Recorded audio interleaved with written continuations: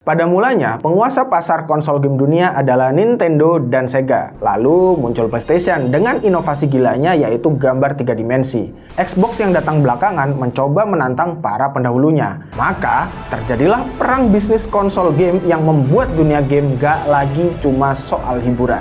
Inilah dia episode perang bisnis konsol game.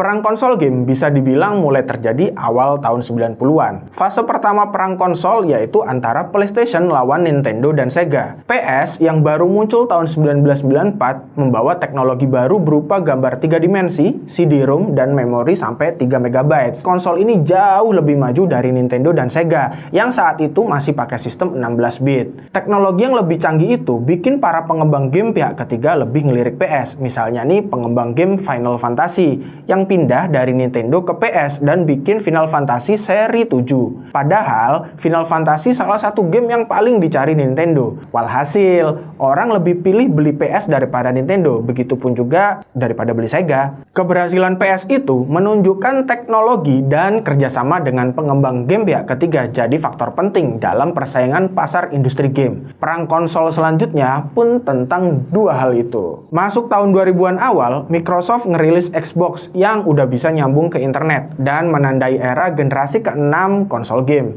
Di saat yang sama muncul PS2 dan Nintendo GameCube dengan spek gak jauh beda dengan Xbox kecuali dua konsol itu gak bisa nyambung ke internet. PS2 tetap menang di era ini. Faktor utamanya adalah perpustakaan game PS2 lebih banyak dari Xbox dan Nintendo. Para pemain PS1 pun tetap bisa mainin game kesayangannya di PS2 dengan grafik lebih baik tentunya, bikin mereka nggak mau pindah ke konsol lain. Sampai sekarang pun PS2 masih jadi konsol game terlaris di dunia dengan penjualan mencapai 157 juta unit. Sebetulnya perang konsol udah bisa dibilang berakhir pada 2010 lalu pas Nintendo ngerilis Nintendo Wii. Teknologi sensor gerak Nintendo Wii disebut memberi pengalaman berbeda dengan PS3 dan Xbox 360 yang segenerasi dengannya. Sehingga nggak perlu lagi tuh ada saing-saingan sampai akhirnya perang konsol. Sementara teknologi PS dan Xbox pada seri-seri selanjutnya bisa dibilang nggak jauh beda. Misalnya nih, PS4 dengan Xbox One atau PS5 dengan Xbox Series S dan Series X.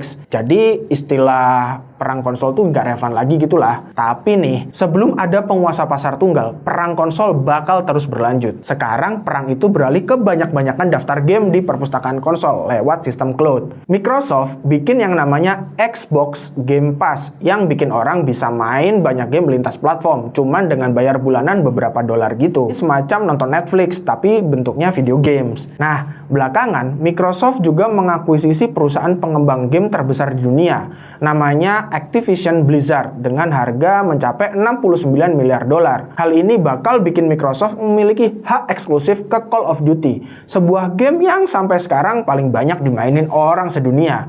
Otomatis juga bakal nopang penjualan Xbox Series S dan Series X dong. Nah, di sisi lain, Sony punya PS Plus. Belakangan mereka juga mengakuisisi Bungie yang ngembangin Destiny 2 seharga 3,6 miliar dolar. Langkah ini buat nopang penjualan PS5 yang sekarang lagi seret karena ya suplai bahan baku terbatas selama pandemi dan faktor lain lah. Perang bisnis konsol mungkin bakal terus berlanjut di masa depan. Nah, menurut kalian nih, masih penting nggak sih perang-perang konsol kayak gitu? Terus perang konsol tuh nguntungin gamers nggak sih? Atau jangan-jangan cuman perusahaan pembuat konsol game aja? Tulis jawaban kalian di kolom komentar ya. Jangan lupa juga subscribe biar nggak ketinggalan episode Spill the Tech selanjutnya. Thank you.